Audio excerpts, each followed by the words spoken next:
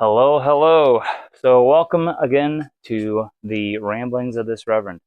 So, we have a lot that could be talked about a lot of different things, but I just want to start off and give two major shout outs. One would be to local Maumee senior Tegan Kennedy for taking fourth at the OHSAA cross country state championships with an 18:03. That is an incredible job. Good job to her. Career well done. Hopefully, a good college picks her up so that way she can continue her running career with a coach who knows how to motivate her and a teammates in college who can push her. The next would be huge congratulations to freshman Carter Chenoweth of the South Fulton Rebels for taking 18th at the Elmwood Sectional to advance him as an individual runner to the state meet that is going to be happening in about 24 hours. So Carter went a 15:54.6, tying the co-op record for the 3 mile. He already has the other records there, and so incredible job as a freshman pushing his way through. And so I will be racing tomorrow at the Churchill's Half Marathon. It's a nice little point to point. It starts at the Perrysburg Library, Perrysburg Library Public School. I'll figure out before tomorrow, and it ends at the mall in Waterville, and it'll be a nice little race. It's mostly flat except for at mile 12. There's a pretty big hill that lasts for I think about a quarter mile. So hopefully I can push through that, and I'm excited though because the last two races I was in, there wasn't really a pace group for the time that I was hoping to run, and there is a pace group for an hour and a half, and so hopefully I can run my hour and a half, get a sub hour and a half marathon, write that off the checklist of PRs and accomplishments, and just run for fun after this. It's been a lot of stress trying to run to get in shape rather than run to enjoy running. But it's been a very odd week around here. Weather's changing. Leaves are falling on most places, but then you still have some leaves clinging onto the trees. Rain that was supposed to be tomorrow is today. And just made me think about what is the optimal weather to run in. This is something that my wife and I disagreed on. She's a explosive athlete. She was a sprinter and a jumper, and she wanted it hot, and she didn't necessarily do a lot of the extensive amount of warming up that as a distance athlete or as a mid-distance athlete, I want it in the 40s for 5Ks and up. And I need extensive warm-ups, especially whenever I was doing 800s, 400s, 1600s, and then even for the 5K, just getting warmed up enough so that way I can attack it. So hopefully tomorrow it's going to be mid 40s, probably not raining, but just like a super strong, thick fog. So that should be nice. So I won't overheat, but we'll see how it goes. But around here at St. Paul's, we've been working our way through the book of Ephesians. That was pretty neat. I talked a little bit about that last week, and so I would encourage anyone just in my trying to think of an ample illustration of where Paul says, "Who can measure the height, depth, and width of the love of Christ because it's immeasurable?" I was like, thinking about when we've explored the ocean floor, like we've only mapped around 24 to 25% of it to a good extent. And then just thinking about how the telescopes now, how far we can see out, and the information that we have about the size of the universe and the pictures that are coming back. And I would just encourage anybody to do that, to look up both pictures of species that have been discovered in the last 20 years on the ocean floor. There's a snail that has an iron shell, and I think that's just really neat. Looking into that exact snail, and then just looking at the pictures where we have pictures of things thousands of light years away that we now have access to. And in sharp contrast to John Glenn's first picture by a human being outside of where he took a picture of the sunset in February 20th, 1962. Just how far we've come along on that.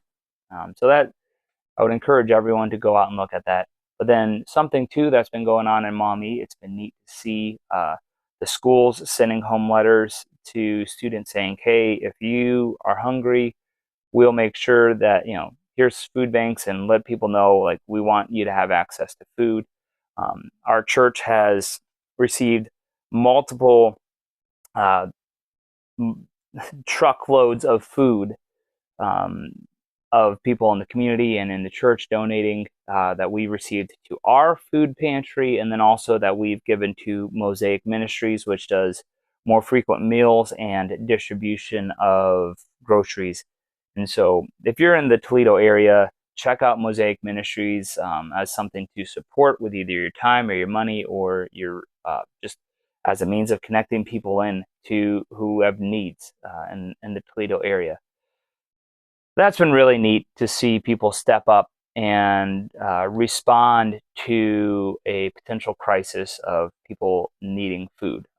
Someone sent a verse to me in Isaiah 32, and this verse in Isaiah was kind of interesting. I'm not gonna get preachy. The verse in Isaiah 32, verse 3, it says, "Then the eyes of the Lord who sees, and the eyes of those who see will no longer be closed, and the ears of those who hear will no longer, the eyes of those who hear will listen. The fearful heart will know and understand, and the stammering tongue will be fluent and clear. No longer," so this is talking about like in what a righteous kingdom would look like. "No longer will the fool be called noble, nor the scoundrel be highly respected, for the fool speaks folly. Their hearts are bent on evil. They practice ungodliness and spread error concerning the Lord. The hungry they leave empty, and the thirsty they withhold water." It's interesting. Just I've taught through the book of James multiple times, and in James, there's this concept of people having need where someone doesn't respond, and it says, "Suppose a brother or sister is without clothes and daily food. If one of you says to them, 'Go in peace, be warm and well fed,' but does nothing about their physical needs, what good is it? In the same way, faith by itself, if it is not accompanied by action, is dead." And so I want to say, praise God that there are people who have active faith, who are giving generously of their time, money, and resources to Mosaic and the local food pantries. It's really neat to see that action and to see that response. In teaching through Ephesians, there's a word that's used a few times by Paul, and it's I mentioned it last week. It's the word used for hyperbole, where it means to literally overthrow. Huper balo. Balo meaning to throw. Huper being excessive. It's where we get the word hyper. So hyper balo and overthrowing. And you have this. We had a request that our church would give, and to see people give not just generously but excessively and abundantly is just a wonderful reminder of the excessive and abundant love of Christ, and the fact that we are able to demonstrate that love. And it's interesting, I frequently as a father think about God's relationship to us as his children, and how we act in response. Last night I was brushing my youngest daughter's teeth, because you want to make sure that the teeth are clean. One of the biggest errors is parents not making sure their children's teeth are clean, and then kids get cavities at a young age, and it messes everything up. But anyhow, so brush her teeth, and she had a drip of like toothpaste drool going down her chin, and I'm wanting to wipe it off of her, but she's like moving her head in reaction to it, like making a face, and I'm like, look at me. And she's then like, I'm trying to, she makes a nonverbal, like, I'm trying to, deal with this. And I'm like, you're wanting me to help you with this, but you're fighting me by turning away from me. And I just think about how often we, in our very smallness, fight against God's directions, where He's literally trying to help, clean us off of our own messiness, our own toothpaste, so to say, and how we in our smallness think we know more God in His bigness. That's just one of those frequently things I think about with a parent and child relationship. And then in a separate category, as someone who owns animals, I think about Michael Easley.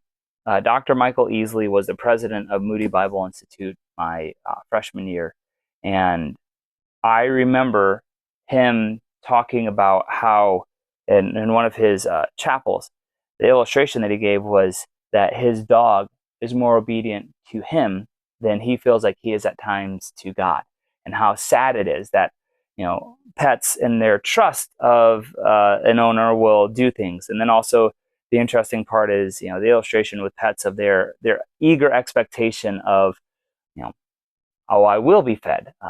The other day I was talking to my neighbor, and his dog was just sitting there staring at him because 5 o'clock was feeding time, and it was 4:55, and the dog was just ready to be fed, just sitting there staring at him, like reminding him like it's time for food.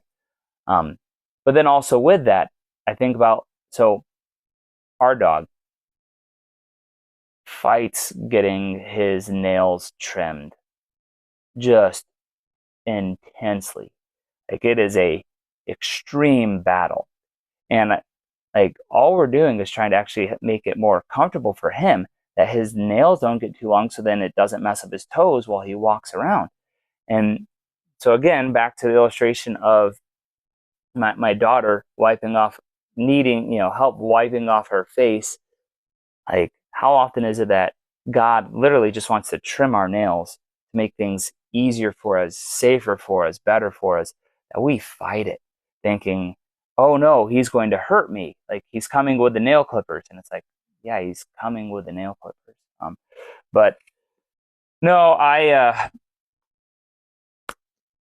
I wish I had more amusing anecdotes and stories to tell. I know that there's athletes that I dearly miss a lot who listen to this. And so one of the things that I just want to reemphasize, it was my favorite part about coaching was watching kids succeed. It wasn't winning. It wasn't having my athlete do well. It's watching this athlete that I care about succeed, to accomplish something, to learn something, to get it, to grasp it. And so that was always really neat. And the other day I was talking with my brothers about like our favorite courses to run, and then talking to the current coaches in South Fulton, giving them the lowdown of some courses with upcoming meets. And it's funny that as an athlete, I hated courses that looped a lot, that had a repeated segment done multiple times. Like, early on, I didn't want any repetition. But then the older you get, the more mature you get with courses that you like. But then as a coach, oh man, like, I loved a multi-loop course, because then I could see my athletes more often, to encourage them more often. And so I thought about doing a top 5 courses that I ran on and raced on, but that is way too niche for anyone who would listen to it to really care about. So just know this, that whoever listened to this, know that you are loved, know that you are cared about. If you have needs, if you're someone who is worried about food, who's needing food, who's needing employment, who needs shelter, reach out.